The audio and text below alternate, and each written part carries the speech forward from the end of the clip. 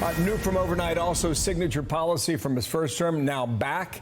President Trump issuing a sweeping new travel ban that covers upwards of 20 countries and partially restricts entry to the U.S. from some of them. He says all comes down to his promise to keep America safe and secure. It's a big day. It's a big story. A lot of news. Dana's got the day off. I'm Bill Hemmer, and our friend from Jackie got on the Acela and came back to New York. Flight, actually, into Newark. Okay. I won't be doing that anytime soon. Was again. it not good? It was delayed. It was delayed, but I'm here now. I'm sorry. Good morning to you, Bill. Jackie. Good morning to all of you. I'm Jackie Heinrich. This is America's Newsroom.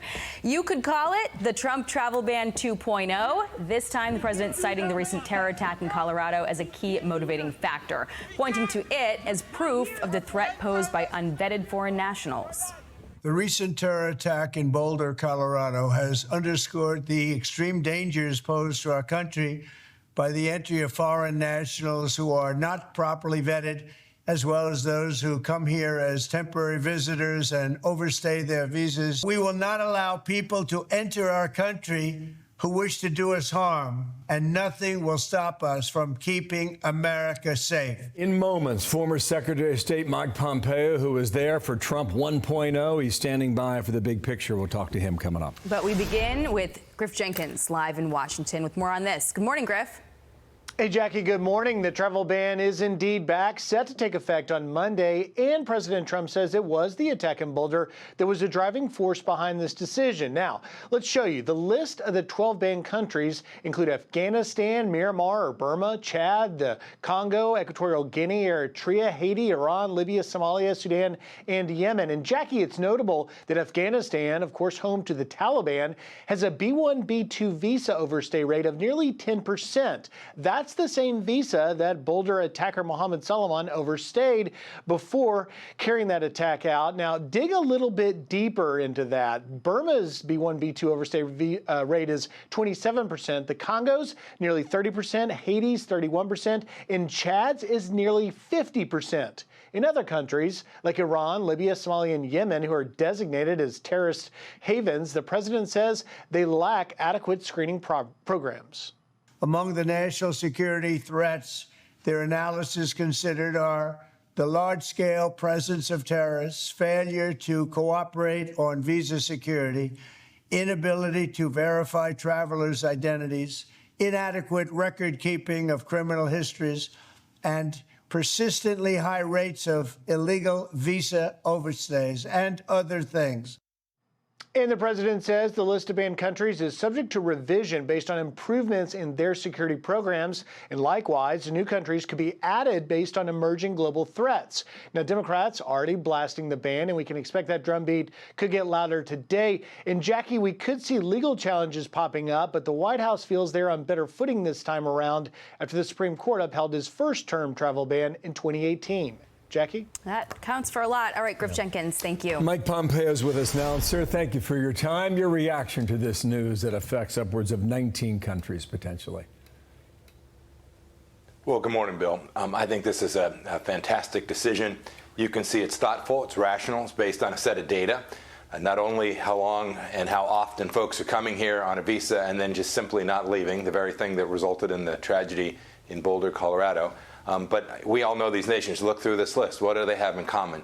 These are terror havens. These are places without good internal security, very little capacity to help us identify or vet. And so you need a broad-based ban on travel from these places until they fix these internal problem sets and give us a chance to even have a hope that we can identify a potential risk coming into our country.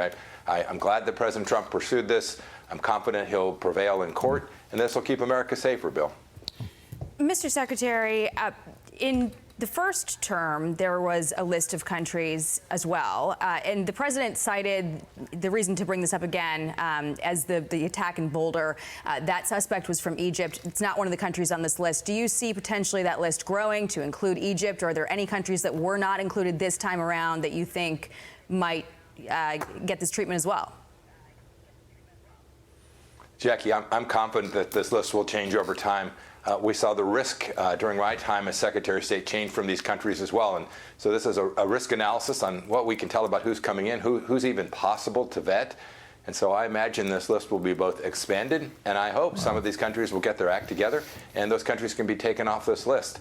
This isn't about punishing these countries. This is about protecting and securing America. And we can see this threat is real and serious and growing, and something President Biden just simply refused to address. Yeah, many folks may forget, we actually took the audio arguments from inside the courtroom in California when the first quote-unquote Muslim ban happened back in the first term. U.S. Supreme Court ultimately ruled this. 2018, the president has lawfully exercised the broad discretion granted to him to suspend the entry of aliens into the United States. The sole prerequisite set forth is that the president finds that the entry of the covered aliens would be detrimental to the interests of the United States. Griff Jenkins mentioned this. He said there will be court challenges, and on likelihood, David Axelrod was on that last night on CNN.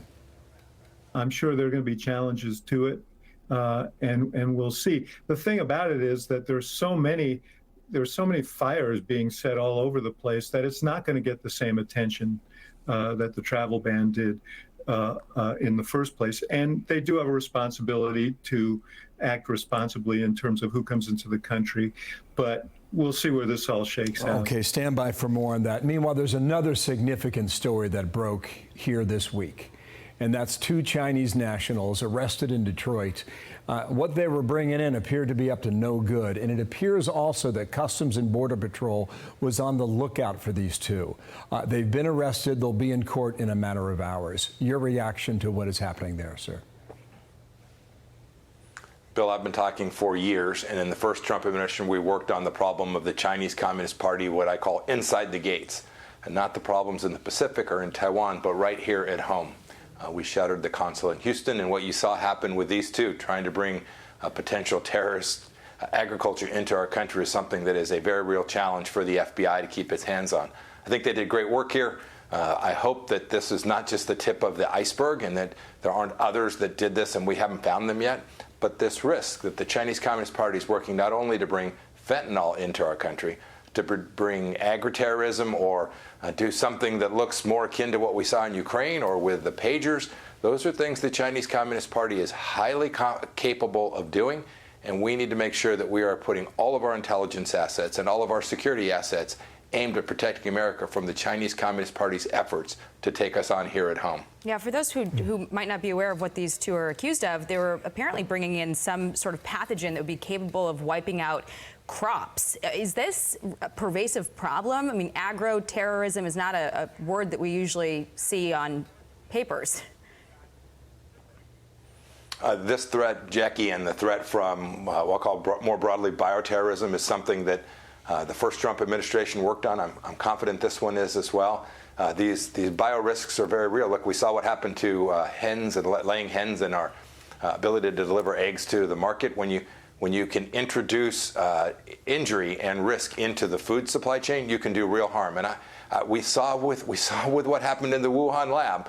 We know that the Chinese Communist Party is working on many bioagents, and some of them, I am confident, they're working to figure out how they can deploy in a way that impacts the United States in a way that benefits them and puts real risk on the United States. What's really interesting is the affidavit, and reading some of the text messages between the 2. It appears that this was not the first time they tried this. We'll find out more within hours. Mike Pompeo, thank you for coming on today. Thank you, Bill. Thank you, Jackie. Have a great day. I'm Steve Doocy. I'm Brian Kilmeade. And I'm Ainsley Earhart. And click here to subscribe to the Fox News YouTube page to catch our hottest interviews and most compelling analysis.